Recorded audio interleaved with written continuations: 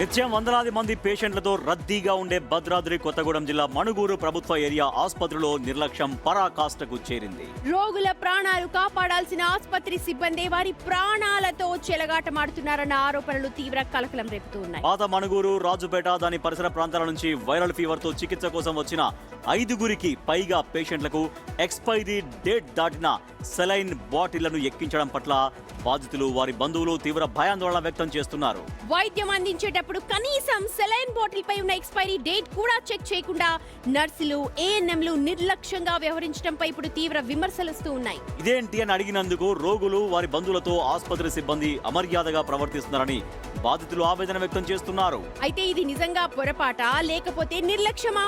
రోగుల ప్రాణాలకు బాధ్యత ఎవరిది అన్నదే పాయింట్. ఈ ఇష్యూపై అధికారులు రియాక్ట్ అవుతారా, లైట్ తీసుకుంటారా? నిజంగా చాలా దారుణమైన విషయం. ఎందుకంటే ఒక డాక్టర్ ని నమ్ముతాం మనం, అక్కడ హాస్పిటల్ కి వెళ్ళాలి అని అంటే, అండ్ వాళ్ళు ఇచ్చే మందులు వాళ్ళు దేవుళ్లతో సమానం ఆ టైంలో మనకు. అంటే అటువంటి టైంలో వాళ్ళు ఏం మెడిసిన్ వాడుతున్నాము, ఆ మెడిసిన్ పైన డేట్ ఉందా, ఎక్స్పైరీ అయిపోయిందా అనేది ఖచ్చితంగా చూడాలి. ఇప్పుడు వాళ్ళు ఆసుపత్రికి వస్తే మమ్మల్ని ఆరోగ్యంతో మళ్ళీ డాక్టర్లు ఇంటికి పంపిస్తారు, మేము ఆరోగ్యంతో తిరిగి వెళ్తామని ఎంతో నమ్మకంగా వస్తారు. చూడు రాజేష్, 2025 అయిపోయి కూడా సంవత్సరం దాటింది. అవును, దాన్ని పెట్టారు అని అంటే నిజంగా ఇది ఇంత నిర్లక్ష్యం. సరే, ఇప్పుడు ఎక్స్పైరీ అయిపోయినటువంటి మెడిసిన్ ఆసుపత్రిలో ఫస్ట్ ఆఫ్ ఆల్ ఉండకూడదు. పోనీ ఉంది అనుకుందాం. ఉంది అనుకున్నప్పుడు పేషెంట్స్ కి ఆ సెలైన్ పెడుతున్నప్పుడు ఖచ్చితంగా చూడాలి కదా, బాటిల్ పైన ఎస్ డేట్ ఎప్పుడు ఉంది, ఎక్స్పైరీ అయిందా లేదా అనేది ఖచ్చితంగా చెక్ చేసుకోవాల్సిన బాధ్యత కదా. బేసిక్ అది ఎక్స్పైరీ అయిందా లేదా, మెడిసిన్ తీసుకునేటప్పుడు ఏ మెడిసిన్ వేస్తున్నాము ఎక్కించే ముందు కూడా చెక్ చేసుకుంటాం. మరి అది ఎట్లా మిస్ అయింది, పొరపాటు. ఇప్పుడు ఎక్స్పైరీ అయిన వాటిని కూడా కంపెనీకి పంపిస్తే వాటిని రీసైకిల్ చేస్తారు. అవును, రీసైకిల్ చేస్తారు. అంటే అది పంపించడంలో కూడా నిర్లక్ష్యం. అట్లీస్ట్ అసలు నిజంగా వాళ్ళు చేసే డ్యూటీనే అది.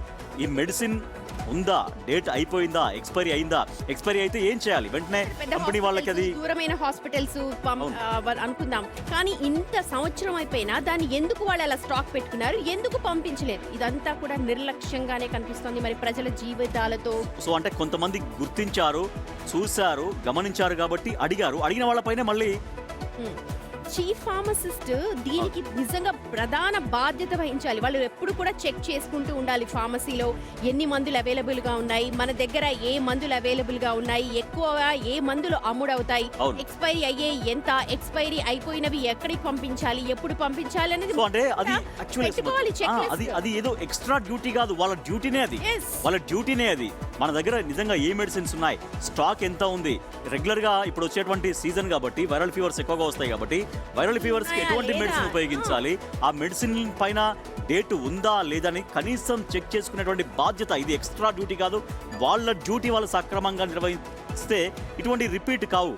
ఎస్, నిజంగా ఇక్కడ పొరపాటు అని చెప్పడానికి లేదు, పెద్ద నిర్లక్ష్యానికి నిదర్శనంగా కనిపిస్తోంది. ఎందుకంటే సంవత్సరం అయిపోతోంది, జూన్ 2025. అంటే నాకు వస్తున్నటువంటి డౌట్ స్మృతి, ఇప్పుడు అంటే వాళ్ళు చూసారు, బయటపడింది అంటే ఇప్పుడు సంవత్సరం నుంచి అటువంటి మెడిసిన్ ఉంది అంటే ఎంత మందికి ఎక్స్పైరీ డేట్ అయిపోయినటువంటి మెడిసిన్, ఆ సెలైన్స్ కావచ్చు, మరొకటి కావచ్చు, ఎంత మందికి ఇచ్చి ఉంటారు?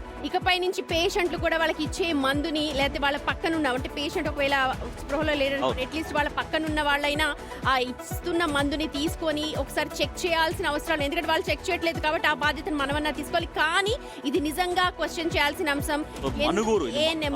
మణుగూరు ప్రభుత్వ ఆసుపత్రి జరిగింది.